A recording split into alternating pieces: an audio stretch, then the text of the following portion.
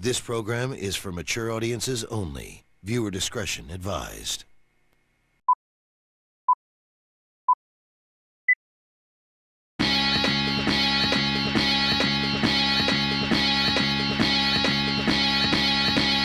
Alright, let's talk about an album called Crash by English singer-songwriter and pop sensation Charli XCX. I'm Charli XCX.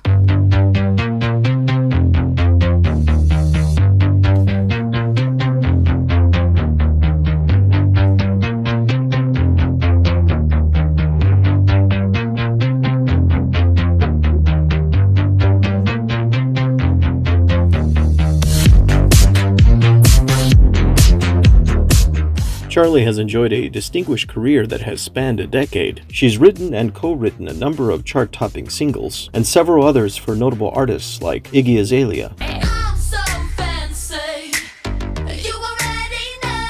Icona Pop,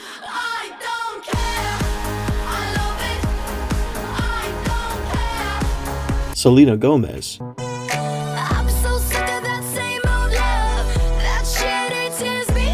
and Camila Cabello.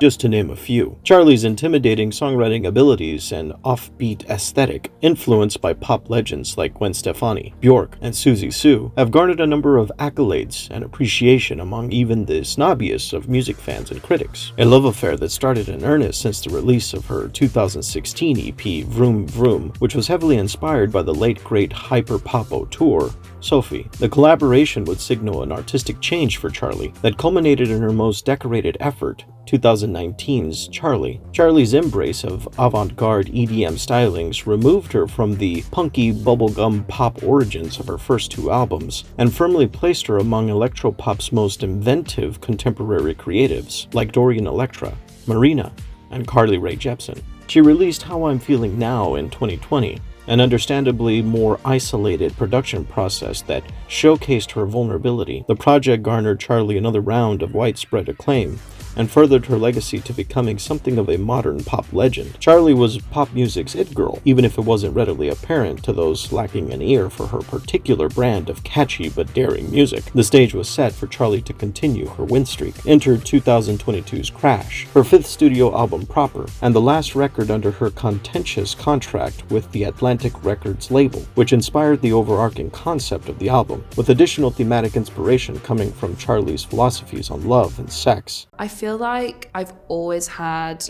a relationship with cars within my music, whether it be lyrically or visually. The idea of the title Crash felt really right to me, not only because of all of the kind of link backs to lyrics like I crashed my car into a bridge and I love it, and also Vroom Vroom and Vroom Vroom. There's also this onomatopoeic thing that is kind of like related to sounds like boom clap. And a healthy sprinkling of David Cronenberg's psychosexual drama also titled Crash, a movie about symphorophilia, a condition wherein one is sexually aroused by the staging and watching of disasters such as car wrecks. Crash is meant to listen as satire of the music industry, a thumbing of the nose to all the pressure she'd received to sound like everyone else around her. There seemed to be a sardonic attempt at complying with Atlantic's demands for chart-topping sameness. However, what was finally delivered was a surprisingly tame, at least sonically, and sometimes shrug-inducing experience. For all of Charli's forward-thinking ingenuity, there's a serious lack of urgency on Crash. A sense of inertia, perhaps quite fittingly, crept in at times. The opening track, Crash, failed to hurtle me into the shattered, blood-spattered scene promised on the album cover, and instead settled in an unusually predictable manner as a faux 80s new wave Prince groove. The instrumental failed at any immediacy despite its funky drums. The track fails to titillate or repulse. Rather, the song sounds like a rough cut or demo off a rarities compilation. Track 2, New Shapes, features former collaborators and friends Christine and the Queens and Caroline Polachek. The instrumental harkens back to 80s power pop like Janet Jackson's Rhythm Nation. The features are outstanding as usual, but the track could have used a little more pomp. The following track, Good Ones, sounds like a Lady Gaga-esque cut that could have come right out of the late 2000s. An electro-pop throwback that sports a predictable but sickly sweet chorus, and a driving beat that complements the song's themes of ironic introspection and erotic bluster. It's comfortably catchy, and Charli's performance matches the groove and vibe. Track 4, Constant Repeat, is the closest that I got to feeling like I was listening to a continuation of Charli's signature style. The rest of the track list became a mixed bag. Track 5, Beg For You, completely wastes a feature by up-and-coming star Rina Sawayama. The retreading of September's 2006 single Cry For You fell flat. There just wasn't enough to differentiate between Charli's and Rina's vocal deliveries, and the rest of the song didn't change up the instrumental formula enough. September's version simply plays better.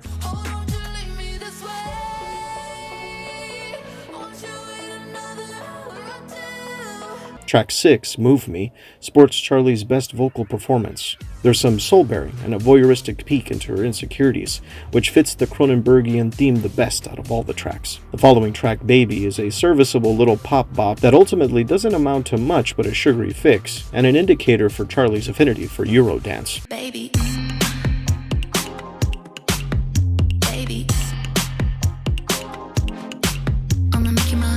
Track 8, Lightning, flirts with Charli's hyper-pop abilities, but ultimately feels like an empty callback in a track list already haphazard in tone. Track 11, Used to Know Me, highlights Charli's ability to find catchy hooks. The energy is punchy, vibrant, and the instrumental gels smoothly with Charli's too cool for school delivery. At a brisk 33 minutes, the album doesn't outstay its welcome, and despite the absence of any real defining moments for Charli, there are still some memorable tracks. Charli has stated that the concept was supposed to resemble a deal with the devil, but the album barely sounds diabolical. It comes off as a messy breakup album, only a bit more interesting because the breakup seems to be with a corporate CEO type. The album has grown on me a bit since my first few listens, but I'd rank it among the lower half of her discography. The album is an oddity, but sometimes those types of albums can age quite well. The sexual themes and Rage Against the Machine tone don't really coalesce, and the production throughout felt too glossy for such a defiant wit. Charli's veering into dance pop tropes made fashionable by Dua Lipa, Jessie Ware, and others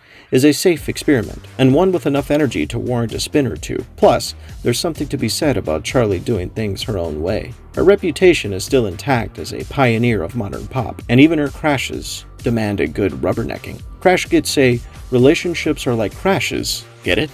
Out of 10. I don't know.